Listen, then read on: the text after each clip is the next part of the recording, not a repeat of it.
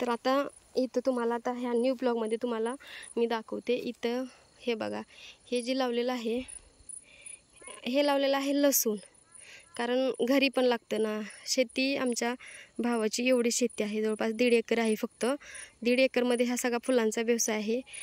फॅमिलीमध्ये 15 लोक आहेत, जे की सगळे शेतामध्ये काम वगैरे करून आपलं फॅमिली चालते, घर चालतं। आणि त्यांनी हे लावलेलं आहे 4-5 ओळी फक्त लसूण, ते इथून तिथून ते तिकडं कडपर्यंत लावलेले आहेत। हे तर असायलाच पाहिजे। आणि आता सध्या इथं कोथिंबीर वगैरे, शेपू, मेथी काहीच लावलेलं नाही आहे, लावलं असेल माहीत नाही। आणि इथं लावलेलं आहे खाण्यासाठी फक्त वाटाणा, ते पण एकच लाईन लावलेली आहे, ते इथून तिथून लाईन आहे।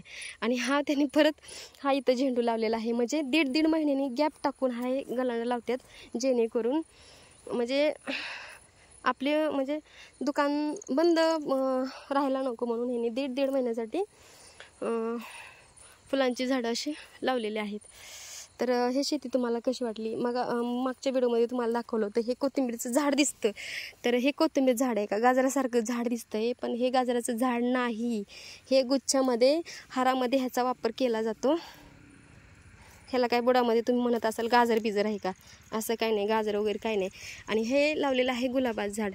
आता तुम्ही बघत असाल, गुलाबाच्या झाडामध्ये एकच प्रकारचं गुलाबाचं झाड नाही आहे, तर हे आहे काश्मीरी गुलाब। आता सकाळीच ह्याचं छाटणी केलेली, म्हणजे तोडलेले आहेत फुलं, हे सगळी फुलं नेलेली आहेत। आता इथं लागलेले आहेत कळ्या, तर किती छान पालवी फुटलेली आहे, हे बघून घ्या, आहे का?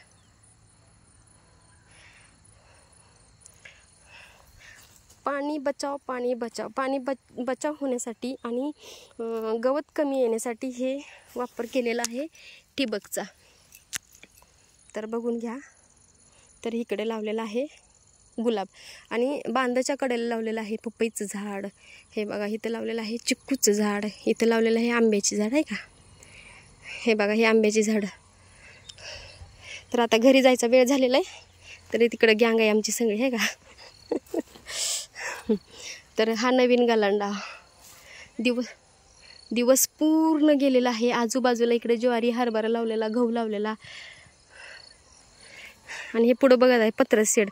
तर इथं कसलं तरी स्कूल चालू होणार आहे, भजन कीर्तनाचं ते स्कूल चालू होणार आहे। तर बघा, त्यांनी शेड मारून घेतलेलं आहे तिथं। आजूबाजूला कुणाच्या फुलांच्या शेती नाही आहेत, हरभरा, गहू, ज्वारी असंच होतं, ते पण आता निघून गेलेलं आहे। तर हा व्हिडिओ मित्रांनो आणि मैत्रिणी तुम्हाला कसा वाटला कमेंटमध्ये मला नक्की सांगा, आणि कुणाकुणाच्या बागी आहेत तुम्ही तेही मला सांगा।